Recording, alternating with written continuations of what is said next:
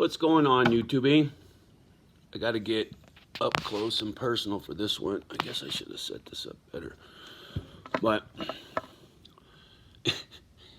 one of my previous lives on YouTube, I did some silver stacking videos. Silver's been a passion of mine for a long time. It's a great way to save your money.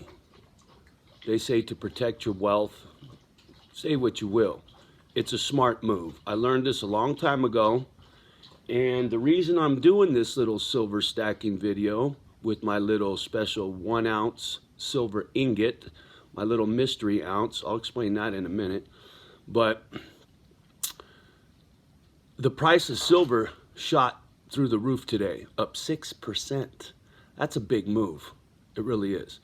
And if this is the moonshot I've been waiting for, that would sure come in at the right time. Silver jumped up over 21.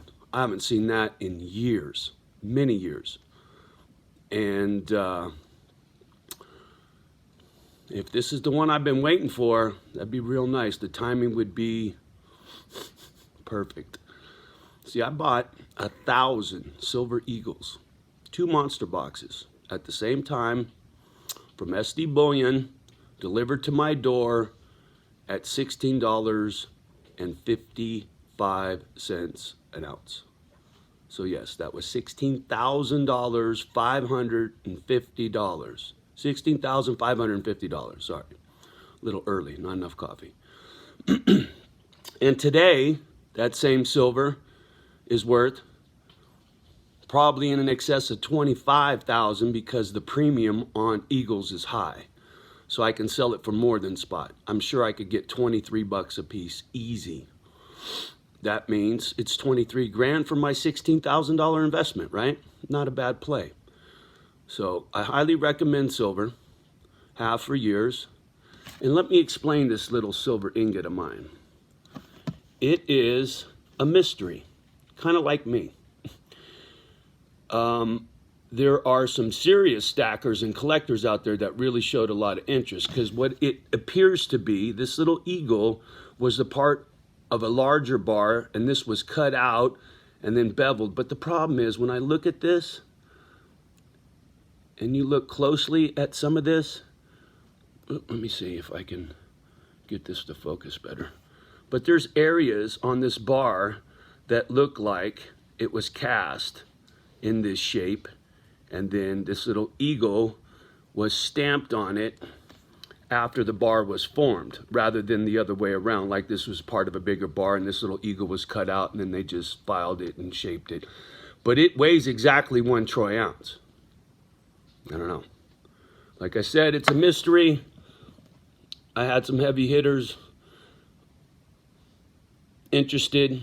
I paid $100 for this little bar, which was, I think spot at the time was around 20. So I paid an $80 premium for that little eagle. Whether it was worth it or not, I had people offer me the 100 that I paid for it. That I know for sure, which tells me it's probably something special. I don't know. I really don't know. It's a mystery. But the point I'm trying to get at with my little silver bar and this little story and the silver action on the stock market, if you think about the condition of the economy and the planet and the booger and the businesses that are closed and that will never open again, it's going to be bumpy roads, right? Silver is an insurance policy for some bumpy times. If you have some expendable cash sitting there for a rainy day, it might be prudent to turn it into silver from paper, because you can always reverse the process. I've done it. I've sold a monster box. That's how I bought this house that I'm in. I think I made $800 or $900 on that move. That's better than losing $800 or $900, right? But that's not what silver is for me. It's a savings account that it's hard to fuck with. It's hard to just grab a piece of silver and go fuck it off at the store, right? I got to go to a pawn shop, or I got to go online and sell the fucking thing and get the cash and then go. So it makes it easier to just say fuck it and leave it alone. Hi, Kimba. It's easier that way, huh? You want to come say hello? Come here. Come say good morning to everybody. She wants to chime in. You know how we roll over here at Johnny's Spot. This is my baby dog. Hi, Kinkins. She loves Papa. All right, back to the silver for one more minute. Go get you some. It's important. You don't have to go crazy. You don't have to back up the truck. You don't have to sell everything thinking you're going to get over. You know, if you got a vehicle that's just sitting there, that's a waste sitting in the driveway that you're not fucking with, sell it and turn it into silver. It might work out for you, right? Just saying, think outside the box. You got some shit in the garage that you're not using, tools, whatever. Sell that shit on eBay, and when that money goes into your PayPal account, spend it on some fucking silver or some gold or some, like this. Let me see if I can do this. This little ring of mine, where most people probably think it's fucking silver, and I doubt it'll show, but inside here, it's 950 palladium. This is the only palladium I own. I don't know much about palladium. I just know it's way more expensive than gold and platinum now, and it used to be way fucking cheaper. And I picked up that little palladium ring at Spot. And here's another little fun piece. This is a hinged, as you can see, this little fucking ring's got hinges in it, right? And a couple little diamonds. It's 18K. Let me see if I get it to focus. It's 18 karat. And I got lucky again. I think I paid 20 bucks over its melt value, which means when you take gold to a refiner or a pawn shop, they'll fuck you. You're going to get spot less whatever the fuck they want to screw you out of, right? Because they're going to say, oh, we're going to have to do this and that and da-da-da. It's the best we can do. Well, fuck you. Keep it. Jewelry and precious metals are a savings account for me. I'll sell all this shit except this. I've never really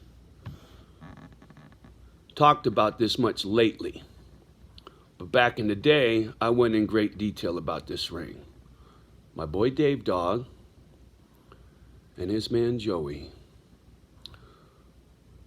Facebook Joey, he was the personal chef for Mark Zuckerberg, and him and Dave got to be real tight. Met the man on a handful of times, and he had a big passion for jewelry. And Dave tattooed the shit out of him, and he's like, hey, you ever think about doing jewelry? Joey had a big thing about jewelry, and Dave's like, well, shit, I don't know. And they collaborated. Long story short, they kicked off what was called Black 31 Jewelry Company. And it was getting up and running, and this was some of their first stuff. This is 1.5 ounces of 18 karat gold. Solid 18 karat gold. I mean, a fucking ring is heavy, homie. It's heavy, and it's badass. The man that crafted this mold is fucking exquisite. But more than all of that, hi, Kimmy, she wants in. More than all of that, it's Joey's spirit, because see, Joey's not with us no more. He died in a Harley accident. Living the dream. I call him my James Dean. So, this gold will be on my finger when they plant me in the ground. Just saying. But all the rest of this fucking crap is nothing more than a savings account that I can wear, right? It's like this chain. This chain is 22 karat gold, and it weighs a little bit more than a troy ounce. So when it works out, it's almost exactly 1 troy ounce of 24 karat gold. So if I go to a fucking pawn shop and I'm hungry and desperate, and I look at the fucking stock market, it says gold is $2,000 an ounce. This is $2,000. If homie wants to try to fuck me, then I'll go to the next pawn shop and the next one until I can get close to 2 G's. Probably get, 19.5 or something, fuck you out of $50 or something. But irregardless, that's all this is to me. The little anchor, if you look closely, the craftsmanship on this little motherfucker is exquisite. I don't know who made it. I just found it on eBay. But when you look closely, that's this little metal gold rod that goes through. And then it's got this gold rope kind of wrapping it and tying it to this anchor.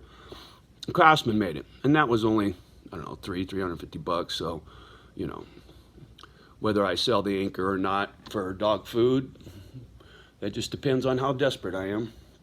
It's like the Cadillac. I'd really like to keep that car, but that's just my fucking ego, man. I'd rather see a dog smile than see that Cadillac sit outside. That's just me. Whatever. Okay, 10 minutes in. This is a little long, precious metal video, stacking video. I don't do these very often anymore. I'm over it, but it's still a passion of mine. And the fact that silver made the move it did today, huge. I haven't seen that in a long, long time. So I wanted to come out here and chime in for my silver stackers and say, hey, you never know. You never know. And 4.9s, I hope it falls on its face one more time for you, bro. Like we were talking, take a nosedive right before the election, before it moonshots, and it might. You never know. But that's just it when it comes to the stock market and all this shit. It's gambling, right? You can't count on anything. And that's why with my silver, it's always been the long game. It's never been the short game. I started stacking, listening to Jay Snip back in 2010, 2011. And, it wasn't until I bought those 2 monster boxes, then I was like, fuck, that's it, I'm done. Nah, I lied. I bought 2,000 silver dimes because I wanted a shitload of little silver dimes for the stack. Because if shit got real bad and we did slip into a depression and the dollar goes into the toilet, dimes are a lot easier to fuck with than a eagle, right? If you're gonna barter or whatnot, rainy day shit. But still, it's just another form. The nice thing is it's called fractional, right? It's smaller little chunks, so you don't have to get change if you got to fucking do some, black market-y kind of shit. You just don't know how bad things are gonna get until they get there.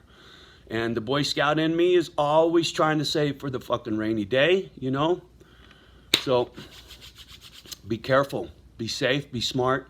Most of all, love each other, please. Tell them, Kimba, say, love each other, right? My little doggy says, love each other. All right.